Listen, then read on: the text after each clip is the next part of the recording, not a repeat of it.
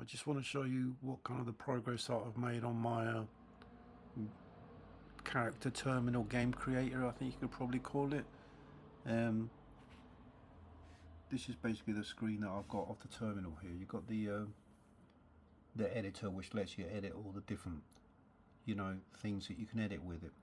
At the moment it's just come along, so I've made it do something that looks reasonably interesting. Let me see if I can show you this. Okay, this is like the file manager. I've got here the way you can load the files. I've probably showed you this before. I'm just going to show you the update.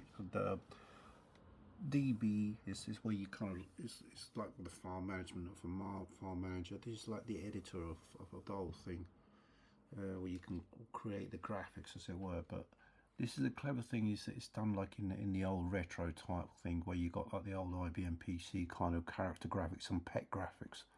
But it's going to make it worthwhile, I think, because it's, even though you can see it's probably not very, it's not like, the graphical. This is my hypothetical Manic Miner killer game, right?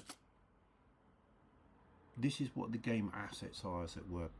You've got here the man, which is kind of as a sprite, but that's the main thing I've been doing lately that I've added to it, and all the rest of it you can sort of come along. They're all parts of the levels, so they're all kind of the same thing. They're called a frame set, right? The ones that are frame sets have links so that you can make them, what's on the right. Basically a frame set type level would have something that could either be a right, a left, a top, or a bottom.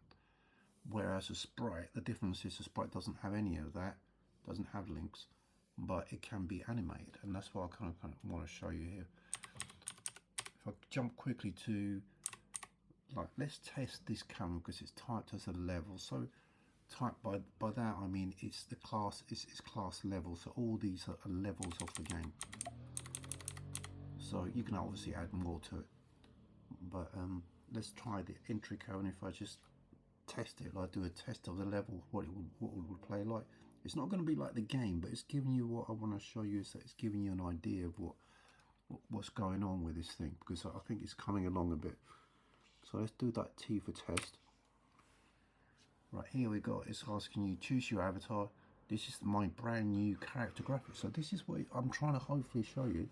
Although Terminal is not exactly a graphical oriented format, this Meslo font does let you have characters like the quad characters like you did have on the ZX Spectrum, on the ZX81. So you can have all these kind of, and you can have also these kind of PET and DOS graphics kind of characters. So it does give you some creativity, I think, and it's worth trying to pursue it, because I reckon anyway. So if I do I'm choosing through all the different avatars that are in the game. There's only one thing, the sprite can only be that, so I'm going to just test it with this one. Test, right? So here we are in the game.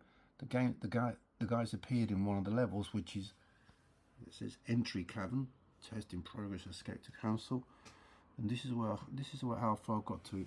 You can see it's like it's just about so I can get it to move, but this is quite the clever part, is that it is learning slowly to animate. It's slowly, it's looking like, it's looking like a half decent playable thing now. I'm not saying I've only just got this working. If it knows, for example, it knows that, I'll explain this bit before, hopefully you can't go into that because it's part of an object, and so is that. I've just headbutted myself, so it's looking like it's part of the world. It can't go into that bit of earth there because that's solid. And this is defined as like walk through, so I can walk through it. So it's got this kind of thing. And look at this, I've got this one just about to work, where it goes in, it goes to the edge of this because it's linked to another thing. I enter another level, which I edited obviously with this editor, which is the thing I was outside of, and this one is called Welcome. So hopefully I can show you that it's getting your creative going a bit, if you do this thing, and it's a nice break from getting away from, like your graphical formats, because so it's a bit of a glitch when walking somewhere. And I was working pretty good. I can't go into that tree. There is, I'm wandering in a game. You know, this is a world. You know, it's obviously would be nice if something actually happened in it. That's the next bit I'm working on, but I've created a world that you can actually work in, and you can edit it from the editor as you know, as your heart's content. This one's called the Wacky DSS People level.